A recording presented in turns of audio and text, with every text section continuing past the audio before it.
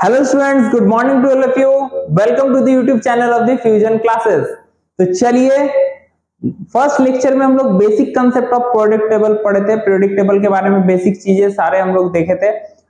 आज से जो क्लास स्टार्ट हो रहा है, सेकंड लेक्चर, आज मोस्ट प्रोबेबली सेकंड लेक्चर है इस चैप्टर का। इससे यहां से आप लोगों के सिलेबस हम लोग डायरेक्टली टच करने वाले हैं।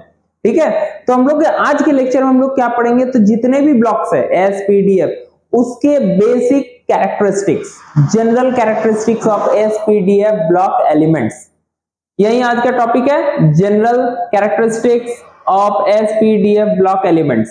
ठीक है, तो चलिए एक एक करके हम लोग सारा ब्लॉक को स्टडी करेंगे। तो चलिए, तो सबसे पहले हम लोग को ये तो सबको पता चल गया प्रोडक्ट टेबल में कि हम लोग का प्रोडक्ट टेबल 4 ब्लॉक्स में बटा हुआ है ना।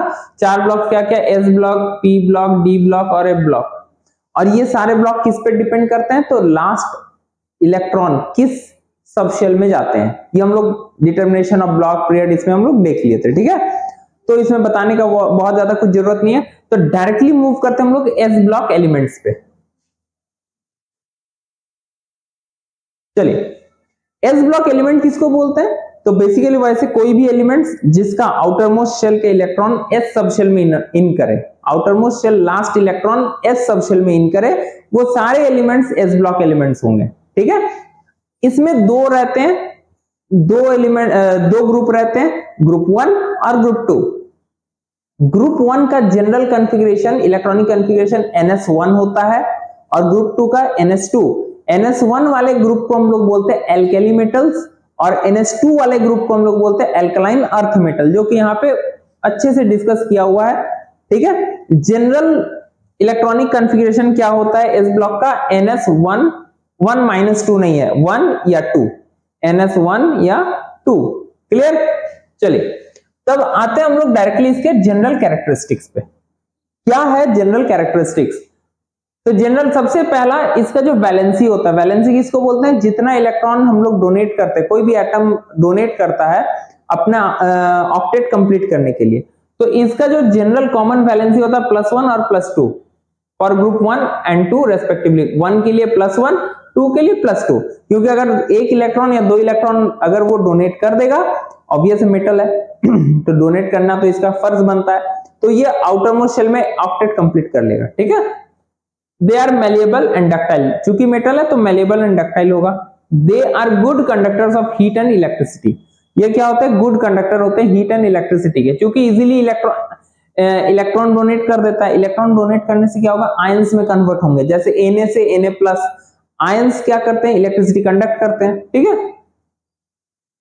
दे are prepared by the electrolysis of their fused compound, मतलब इन ये जो भी मेटल्स होते हैं इनको डायरेक्टली हम लोग इलेक्ट्रोलाइसिस से इसका प्रिपरेशन कर सकते हैं। अब इलेक्ट्रोलाइसिस किसका, तो पहले हम लोग ओर्स लेंगे, वो जहां से मिलेगा हम लोग ओर्स से उसको एक्सट्रैक्ट करेंगे, उसको फ्यूज करेंगे, फिर उसको हम लोग प्यूरिफाई करते हैं। ठीक है, chemically they are very reactive as their last shell contains only 1 or 2 electrons which can be given out easily, मतलब ये बहुत ही ज्यादा रिएक्टिव होता है। और हम लोग को इवन जानना चाहिए, जैसे ऊपर से नीचे आएंगे ना, एस ब्लॉक ऊपर से नीचे आएंगे तो रिएक्टिविटी क्या हो जाता है, बढ़ जाता है। क्यों, क्योंकि इलेक्ट्रॉन और जल्दी लूज करता है। याद रखिएगा इस चीज को कि ऊपर से जैसे नीचे आएंगे तो एस ब्लॉक एलिमेंट्स का रिएक्टिविटी क्या होता है, बढ़ जाता है, क्योंकि उसमें मेटेलिक कैरेक्टर बढ़ जाता है। ठीक है, चलो, they have low ionization potential।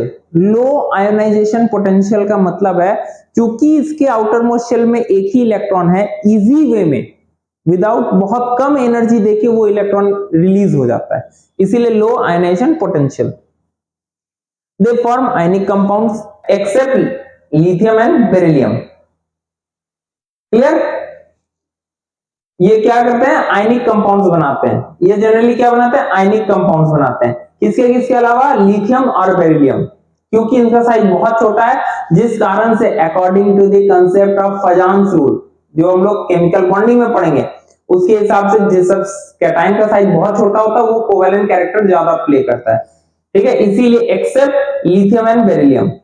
अच्छा, एक और पॉइंट है, बेसिकली मर्ज हो गया है, कोई दिक्कत नहीं है।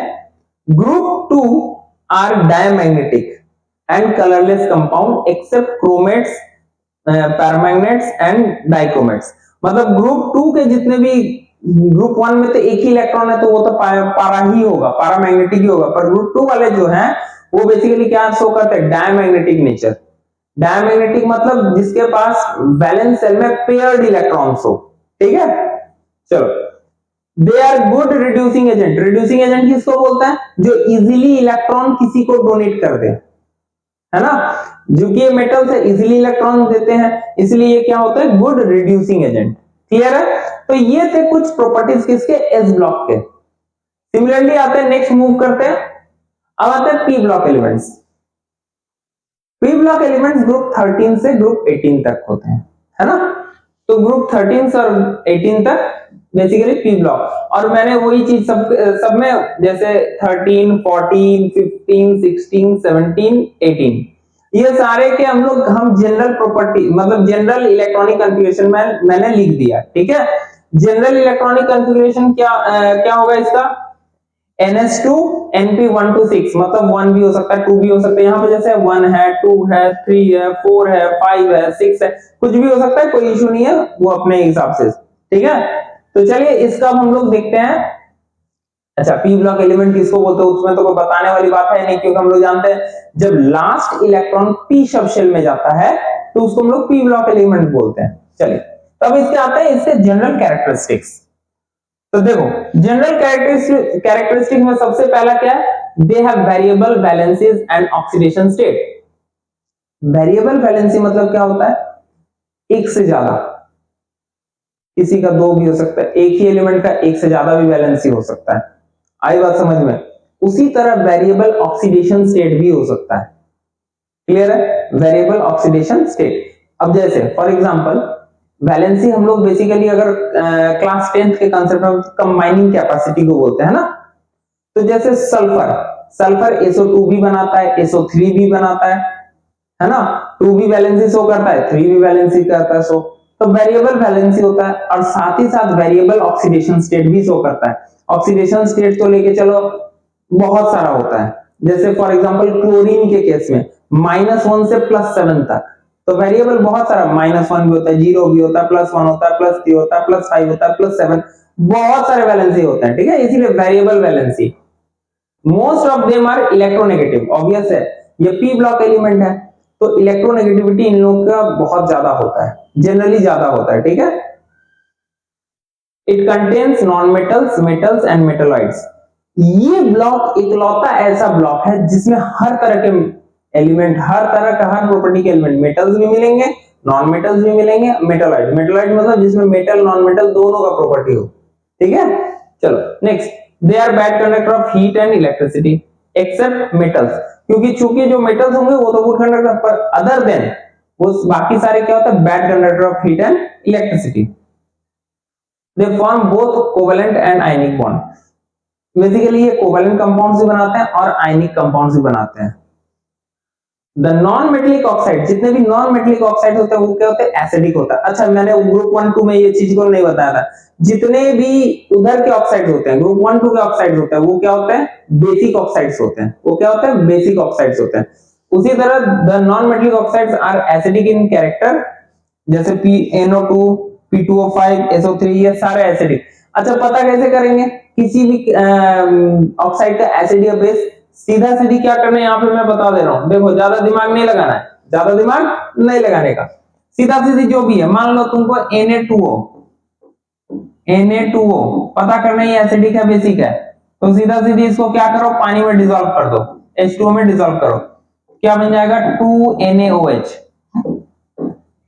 NaOH क्या बेस है, अगर ये बेस आया तो ये ऑक्साइड क्या होगा, बेसिक होगा। आई बात समझ में। उसी तरह मान लो हो गया अभी यहीं पे जैसे SO3 प्लस H2O, H2SO4, ये क्या हो जाएगा, एसिड। तो ऑब्वियसली ये ऑक्साइड भी कैसा होगा, एसिडिक होगा। इस तरह से हम इजीली पता कर सकते हैं। सिंपल वाले का तो इजीली ऐसे ही पता हो जाएगा, पर टफ अगर डिफिकल्ट रहेगा तब थोड़ा अलग भी दिमाग लगाना है, ठीक है। चलो आगे बढ़ते हैं, next point, they form both coloured and colourless compounds. इसमें इसके जितने भी कंपाउंड्स होते हैं, कलर भी हो सकते हैं और कलरलेस भी हो सकते हैं। Most of the non metals have polyatomic molecules, मतलब नॉन मेटल्स जो होता है वो पॉलीएटॉमिक बनाते हैं। जैसे मेटल्स में जनरली उतना पॉली, जैसे S8 P4 है ना, N2 O2, आई बात समझ में? तो पॉलीएटॉमिक बनाते हैं, ये सिंपल अकेले नहीं रहते हैं। आई बात समझ में?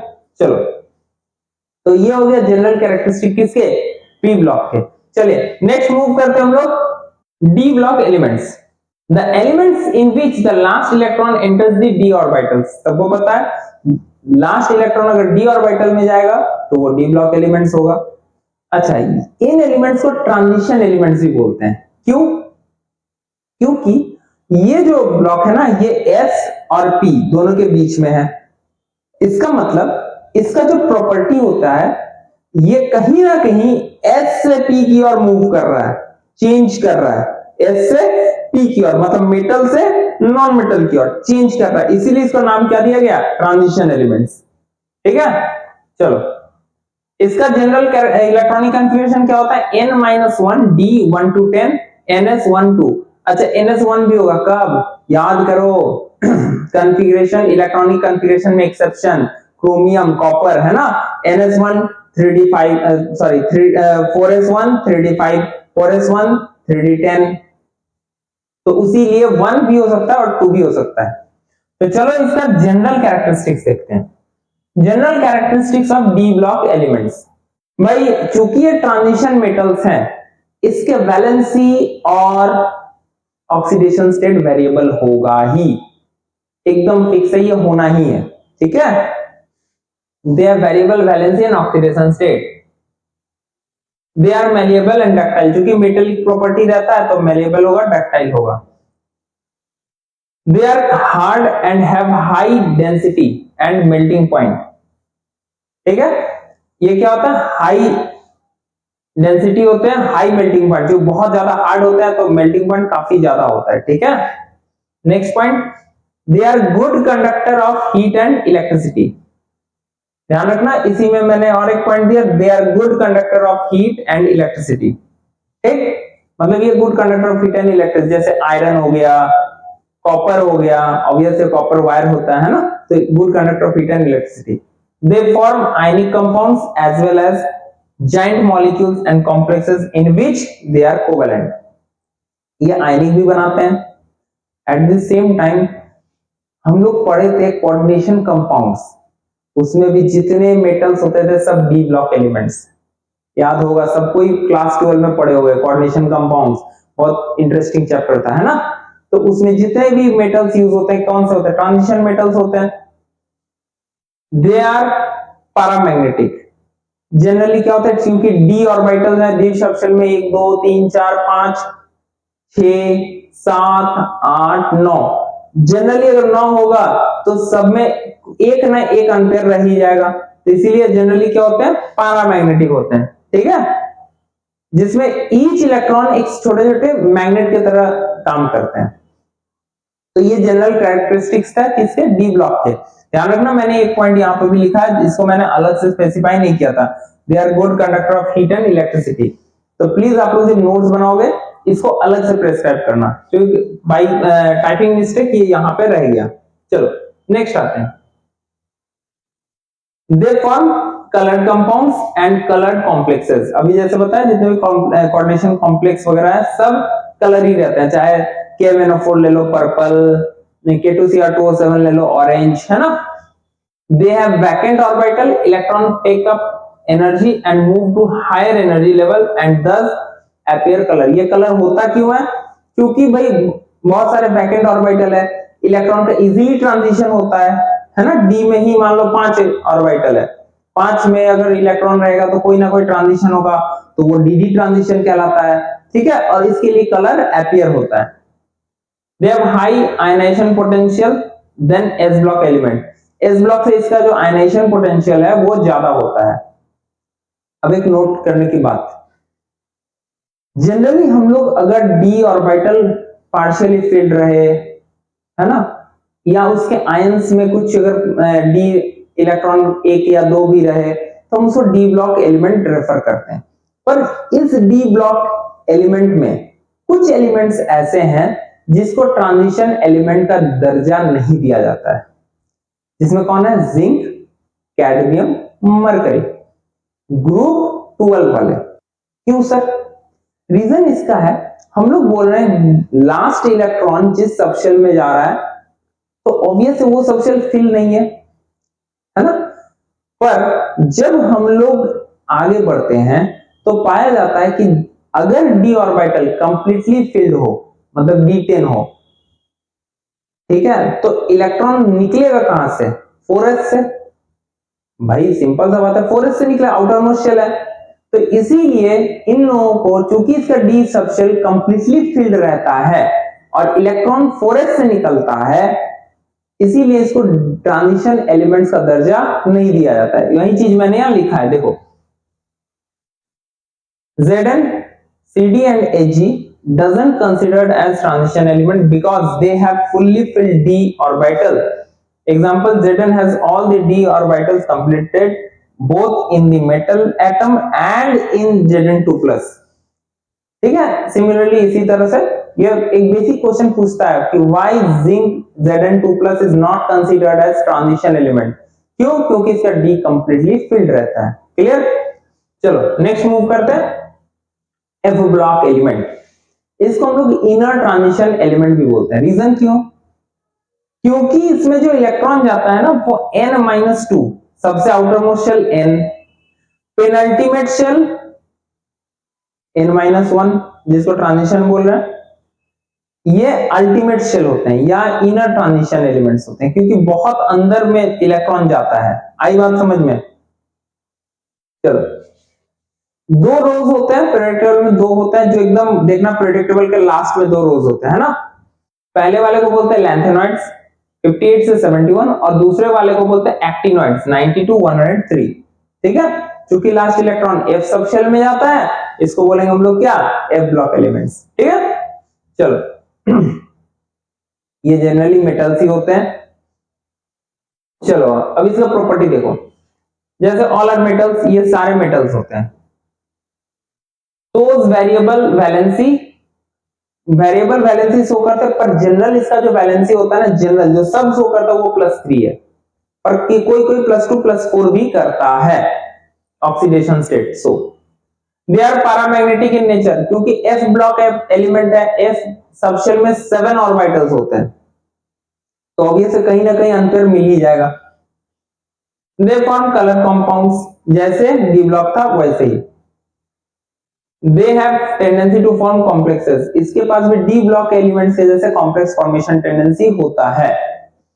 Chemically lanthanides and actinides are very similar, ये बहुत सिमिलर होते हैं। इसका कारण मेन होता है लैंथेनाइड कॉन्ट्रैक्शन, इसके प्रॉपर्टी में बहुत सिमिलरिटी पाया जाता है लैंथेनाइड कॉन्ट्रैक्शन के चलते।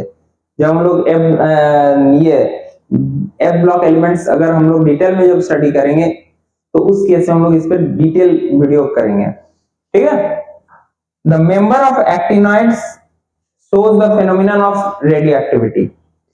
Actinoids जो ट्रांस यूरेनियम है, यूरेनियम या ट्रांस यूरेनियम जो है वो एक्टिनॉइड्स होते हैं और इसमें रेडियो एक्टिविटी होता है। रेडियो एक्टिविटी किसको बोलते हैं? कि भाई अनवांटेड जो रेडिएशंस इमिट होते हैं कुछ सर्टेन एलिमेंट्स से, मतलब निकलते रहेगा कोई माने मतलब नहीं, पर निकल रहा है, तो उसी को हम लोग बोलते हैं रेडियो एक्टिविटी। आई बात समझ में?